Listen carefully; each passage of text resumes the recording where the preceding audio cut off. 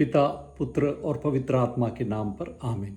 यीशु मसीह में प्यारे भाई और बहनों, आज रविवार के दिन हम लूकस के सुसमाचार दूसरे अध्याय के 41 से लेकर 52 तक के ईश वचन पर मनन चिंतन करेंगे।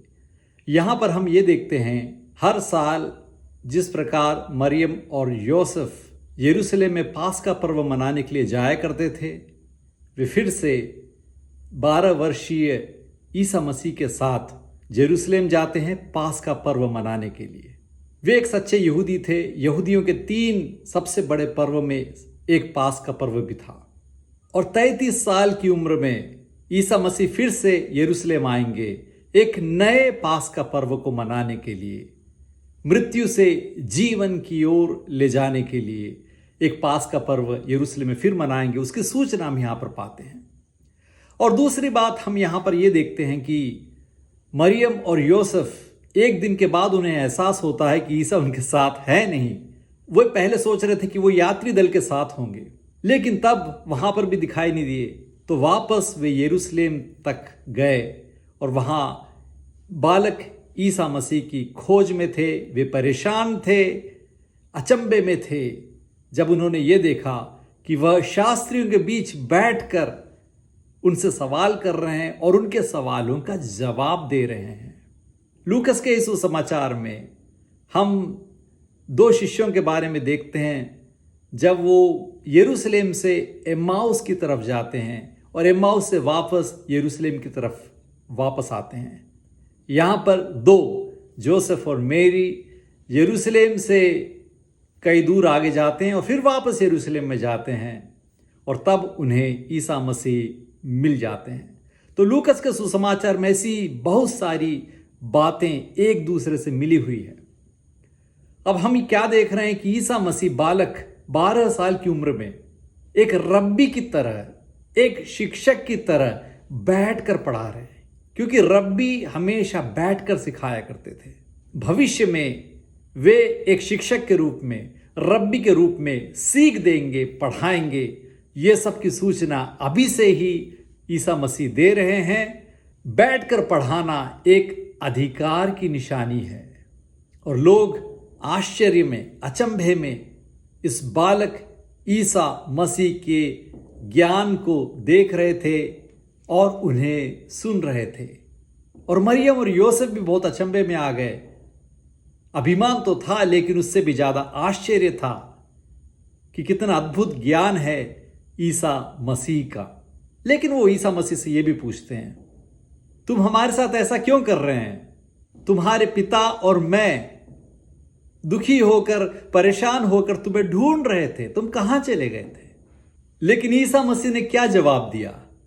उन्होंने अपने माता पिता से ये कहा, क्या आप नहीं जानते कि मैं निश्चय ही अपने पिता के घर होऊंगा?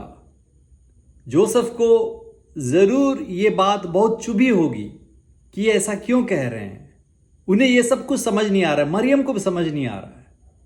मरियम के दिल का एक घाव तो यही था कि वो ईसा मसीह को समझ नहीं पा रहे थे, उनकी बातों का अर्थ समझ नहीं पा रहे थे। ईश्वर के मनुष्य बनने का अर्थ क्या है, कुछ समझ नहीं आ रहा था उनके। बिल्कुल सादा इंसान की तरह उनके साथ, उनकी बातों को सुनकर, उनकी आज्ञा का पालन करके वो जी रहे थे। ये सब उनकी सोच के, समझ के परे था।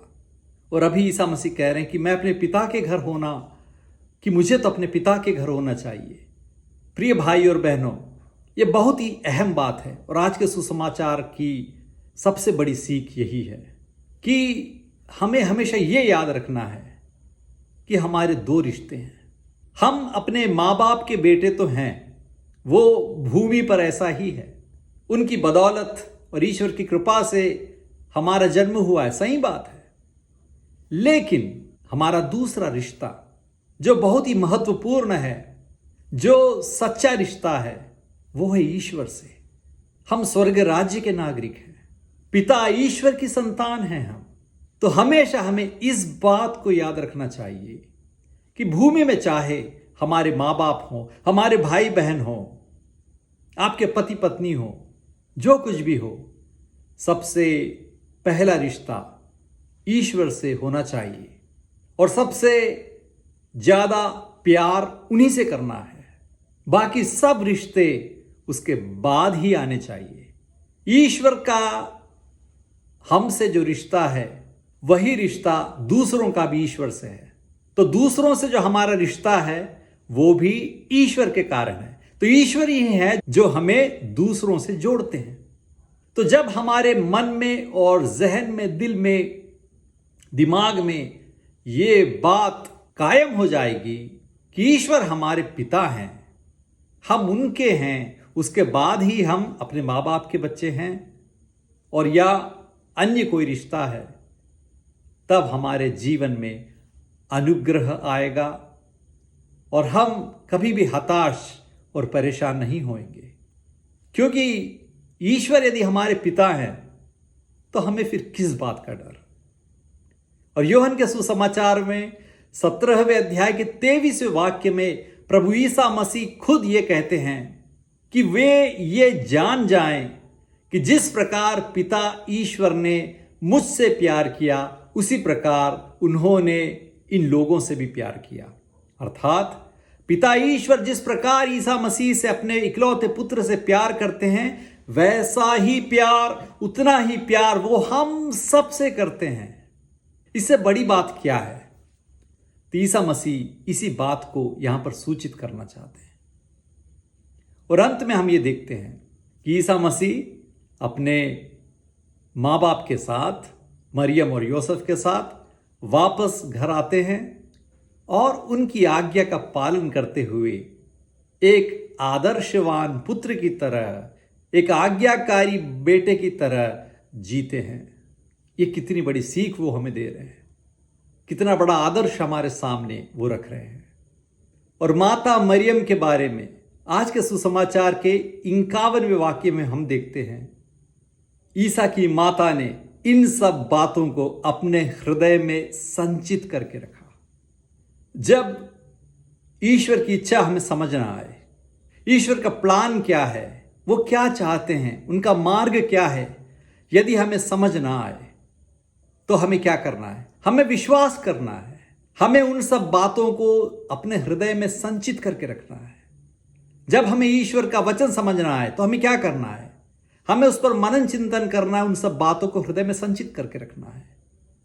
हमारे जीवन में कुछ ऐसी घटनाएं होती हैं जो हमें बुरी दिखाई देती हैं, हमें समझ नहीं आता कि हम क्या करें, आगे कैसे जाएं। इन सब बातों का अर्थ क्या है? क्यों ये रोग, क्यों ये पीड़ाएं, क्यों ये सब कष्ट? इनका अर्थ जब समझ ना आए तो हमें क्या करना है? इन सब बातों को हृदय में संचित करके रखना है, माता मरियम की तरह। अपने विश्वास को त्यागना नहीं है, दूसरों से झगड़ा नहीं करना है, प्रार्थना को छोड़ना नहीं है। इन सब बातों को हृदय में संचित करके उस पर मनन चिंतन करना है। प्रभु आप क्या चाहते हैं? आपकी इच्छा क्या है? आप मेरे जीवन में क्या करना चाहते हैं? उसे समझने की शक्ति मुझे प्रदान करें। ईसा मसीह में प्यारे भाई और बहनों, इन सब बातों पर हम मनन चिंतन करें और माता मरियम की तरह, संत यूसुफ की तरह जीने की कोशिश करें। ईसा मसीह को अपना लें। अपने हर संबंधों से ज्यादा हम पिता ईश्वर की संतान हैं, इस बात को हम अपने दिल में संभाल कर रखें और उस प्रकार विश्वास से जिएं। ईश्वर आप सबको अनुग्रहित करें।